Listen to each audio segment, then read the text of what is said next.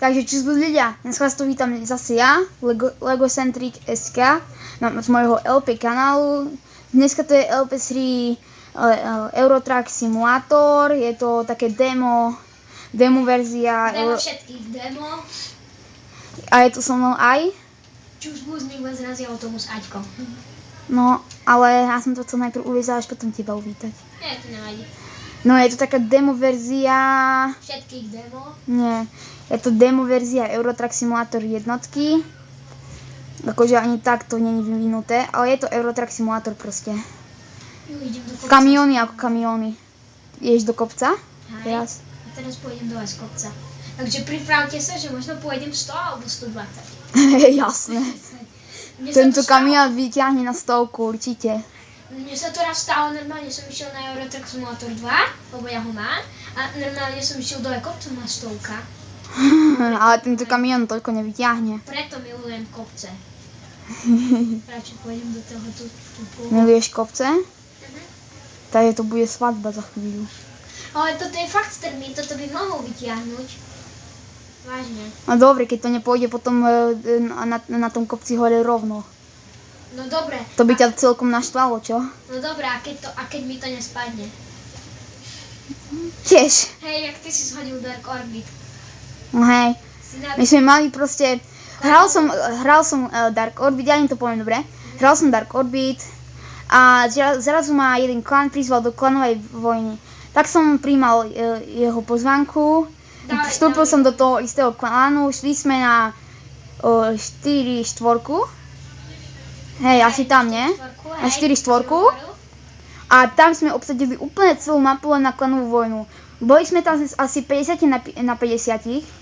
Vyvíjalo som to pre nás najprv zle, potom som zničil tam nejakých tých petov, takže my sme mali petov a oni nie. Čo takže neveríš? Pozri, za chvíľu je to 100. Dobre, ale teraz to poviem, dobre? Takže sme mali viac petov a vlastne viac lodí, lebo Aťko... Ide 100. No dobre, ale ticho, teraz im hovorím tamto. Takže som im tam poničil nejakých tých petov, sme mali viac petov, viac lodí, lebo som aj jedného zničil. Tak sme ich tam proste kúsok vyzabíjali. Potom nám prišli na pomoc 3 Aegisky, ale k ním prišli asi tak 6 citadelovia. Takže sme vlastne nemali šancu, ale tak či tak sme bojovali. Niekoľkokrát nás tam vyzabíjali, niekoľkokrát sme my ich vyzabíjali a tak sme to hrali asi tak hoďku a pol. Tá je až tam dole. No jo, nedochádza. Jak dochádza? Nie, ešte máš to dosť. No proste hoďku a pol sme tam bojovali, bolo to vyrovnané a potom k ním pribehli ďalší 2 citadelovia. Tak všetkých našich petov vyslali všetci do útoku kamikazov. Takže to je také, že pet vybuchne a uberie nejaké životy tým, čo sú okolo neho. Takže sme na nich zaútočili, mali štvrťku životov. Zaútočili sme ich na nich masívnym útokom, ale ktorý som bohužiaľ prežil iba ja. Potom ma nahňali po celej mape, jedného golíka som zničil, potom ma zničili. Potom sme zase prišli na tú mapu, zase začala bitka. Potom ďalšiu tak pol hodinku sme iba bojovali, nič sa nezmenilo na tom a potom, ako keby za zrakom sa tam pridali asi 6 citadelovia, 2 Aegisky, 1 Spearhead a niekoľkí golíkovia. A jeden z nepriateľských golíkov, ktorého ja s Aťkom už dobre poznáme, lebo nás tam furt ničil a je to tiež z takej istej firmy, takže už mal aj terčík. Tak som ho tam začal ničiť, sme sa naháňali po celej mape, hore dolu. Najlepšie bolo, že oni mali tam bitku v strede a my okolo nich sa tam naháňame, iba my dvaja. Jedinými dvaja, ale on mal peta, takže celkom vyhrával. Potom ja som nasadil UCB 100, tak dostal takú nakladáčku, že to nebolo možné. A včera sme s tým, čo natáča, sme hrali Dark Orbit a napísal som mu do chatu, že počkaj, niečo skúsim. Odhlásim sa skupiny. A masívne ma tam zničil, lebo sme si založili úplne nový účet, masívne ma tam doničil, lebo mal raketomet a plus, ale kde si získal ten plný nanoplášť? Úplne plný nanoplášť si mal, to je 80 000, Aťko, nie, 100 000 dokonca. Keď si mal plný 100 000, to som nemal šancu akože. A dostal som ešte aj jednu energiu extra. Dobre, a ja som ti ubral asi štvrťku z toho nanoplášťa, ty si ma už zničil úplne. No, som videl, ako vybuchol. To bol výbuch. Ešte som tam dal, že atomová bomba. Fúha. No hej, taká príhoda sa nám stala teraz na sofečku. Kristián, no, ten, čo vyhral podzemko. Ja som vyhral podzemko a mi padol prsteň. Mi padol ten ostnatý prsteň, určite ho poznáte, ostnatý prsteň proste. Zelený. Viete, taký rastlinka, malá, okrúhla. Jak sa volá? Počúvaj, Aťko, počkaj.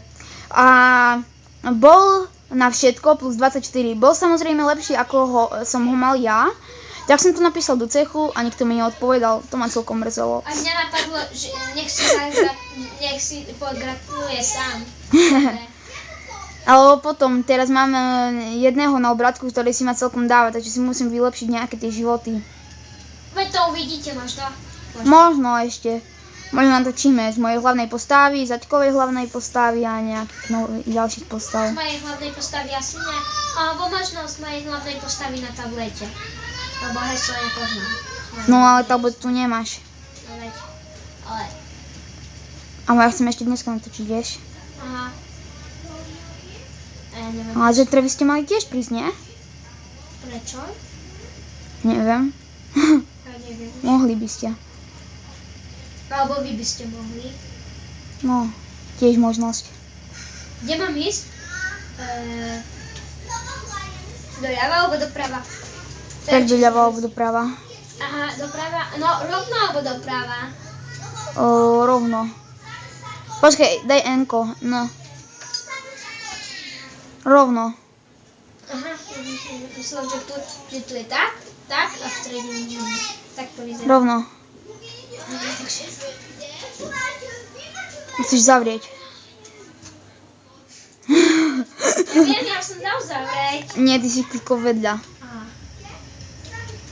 Tak prepáčte, ale Fúha. to vidím. Rovno. Však tam ti píše Mníchov. Buchaň, to je Mníchov. To je Mníchov a my ideme do Mníchova. A Mníchov je Mníchov.